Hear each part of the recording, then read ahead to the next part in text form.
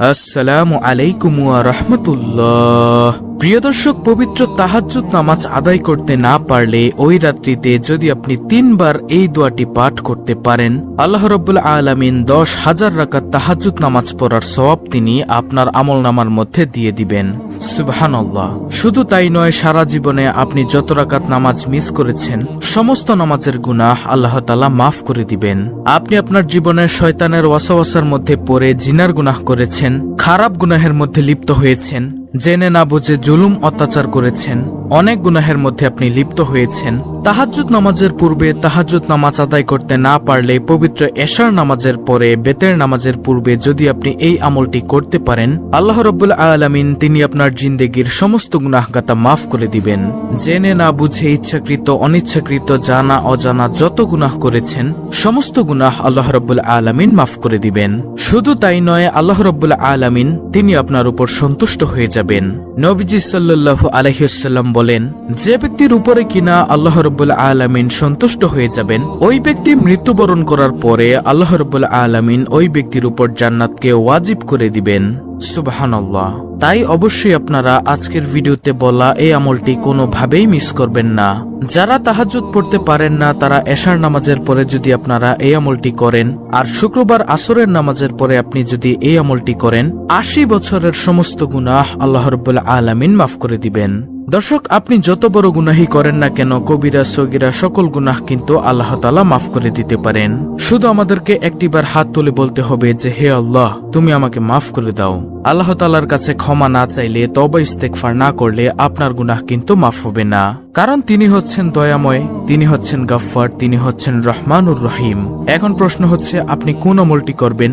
যে আমলটি করলে তাহাজ্জুদ নামাজ পড়া ছাড়াও আল্লাহ রাব্বুল আলামিন তিনি আপনাদের নেকি দ্বারা ভরপুর করে দিবেন এবং তাহাজ্জুদ নামাজ পড়ার সমপরিমাণ সওয়াব আপনাদের আমলনামায় দান করবেন। সুবহানাল্লাহ। নবীজি সাল্লাল্লাহু আলাইহি ওয়াসাল্লাম বলেন, যে ব্যক্তি পবিত্র এশার নামাজ জামাতের সাথে আদায় করলো, ওই ব্যক্তির জন্য মধ্যরাত পর্যন্ত নফল ইবাদত করার সমপরিমাণ সওয়াব তার আমলনামায় দেওয়া হয়। সুবহানাল্লাহ। অর্থাৎ এশার নামাজ জামাতে পড়লেও মধ্যরাত পর্যন্ত জাগ্রত থেকে যদি নামাজ আদায় করত, তত পরিমাণ সওয়াব তার আমলনামায় আল্লাহ তাআলা দিয়ে দিবেন। আর যে ব্যক্তি পবিত্র ফজরের নামাজ জামাতের সাথে আদায় করলো, ওই ব্যক্তির জন্য সারা রাত ধরে নফল ইবাদত করার সওয়াব, তাহাজ্জুদ নামাজ পড়ার সওয়াব আল্লাহ তাআলা তার আমলনামার মধ্যে দিয়ে দিবেন। সুবহানাল্লাহ। আশা করি প্রিয় দর্শক বুঝতে পেরেছেন। প্রিয় দর্শক, কোনোভাবেই আপনারা এই আমলটি মিস করবেন না। এশার নামাজ কখনোই মিস করবেন না এবং পবিত্র ফজরের নামাজ কখনোই মিস করবেন না। এবং পবিত্র এশার নামাজের পর এবং ফজরের নামাজের পর এই দোয়াটি মাত্র ৩ বার পড়বেন। ৩ বার পড়তে দেরি মহান রব্বুল আলামিন তিনি আপনার উপর সন্তুষ্ট হয়ে যাবেন। সুবহানাল্লাহ। আর সেই দোয়াটি হলো, রাদিতু বিল্লাহি রাব্বাও ওয়া বিল ইসলামি দিনাও ওয়া বি মুহাম্মাদিন নাবিয়্যা ওয়া রাসূলা সাল্লাল্লাহু আলাইহি ওয়াসাল্লাম।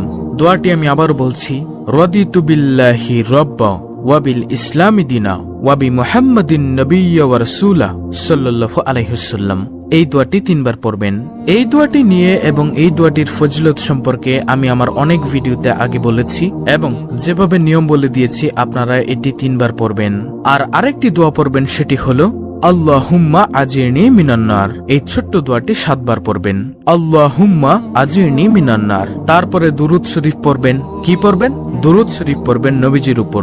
আপনি পড়তে পারেন দুরুদে ইব্রাহিম, সবচেয়ে শ্রেষ্ঠ দুরুদ। আল্লাহুম্মা সাল্লি আলা মুহাম্মাদি ওয়া আলা আলি মুহাম্মাদ কামা সাল্লাইতা আলা ইব্রাহিমা ওয়া আলা আলি ইব্রাহিম ইন্নাকা হামিদুম মাজিদ। আল্লাহুম্মা বারিক আলা মুহাম্মাদি ওয়া আলা আলি মুহাম্মাদ কামা বারাকতা আলা ইব্রাহিমা ওয়া আলা আলি ইব্রাহিম ইন্নাকা হামিদুম মাজিদ। প্রিয় দর্শক, মনে রাখতে হবে, কোনোভাবেই পবিত্র ফজরের নামাজের পরে দুরূদ শরীফ পড়া মিস দেওয়া যাবে না। যে ব্যক্তি পড়বে, কাল কিয়ামতের ময়দানে আল্লাহ রাব্বুল আলামিন ওই ব্যক্তির জন্য জাহান্নামের আগুনকে হারাম করে দিবেন। সুবহানাল্লাহ।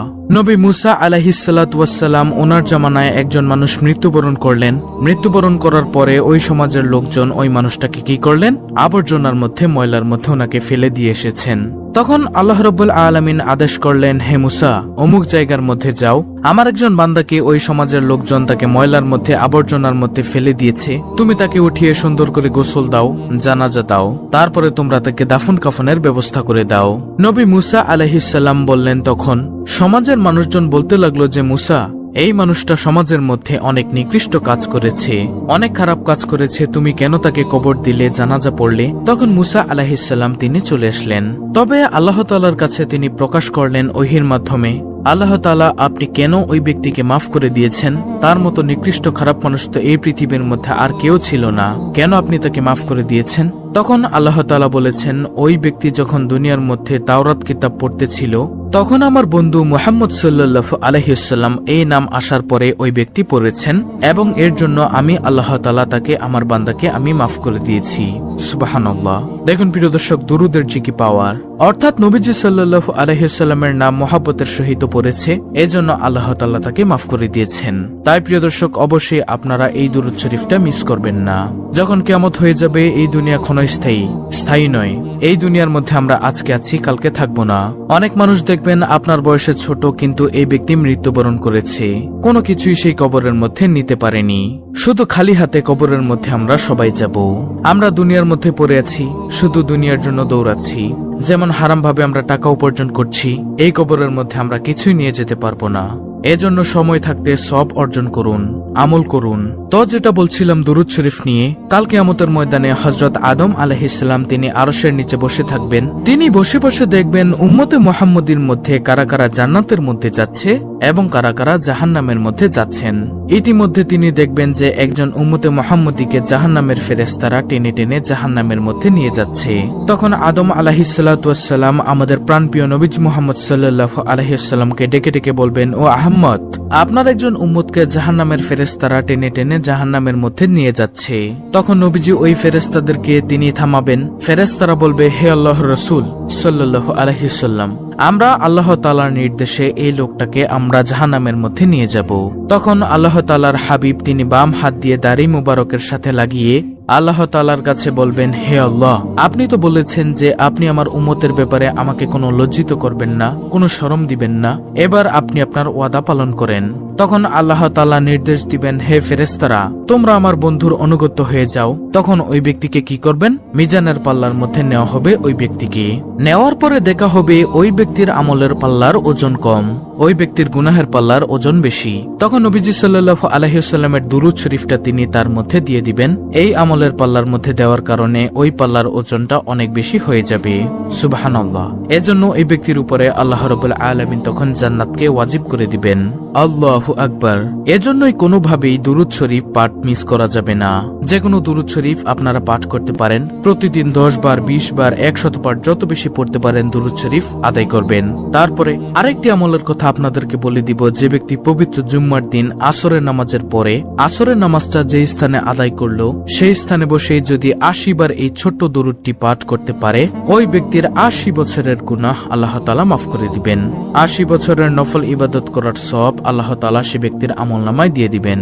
আর সেই ছোট্ট দুরূদটি হলো, আল্লাহুম্মা সাল্লি আলা মুহাম্মাদিন নাবিয়িল উম্মি ওয়া আলা আলিহি ওয়া সাল্লিম তাসলিমা। আমি আবার বলছি, আল্লাহুম্মা সাল্লি আলা মুহাম্মাদিন নাবিয়িল উম্মি ওয়া আলা আলিহি ওয়া সাল্লিম তাসলিমা।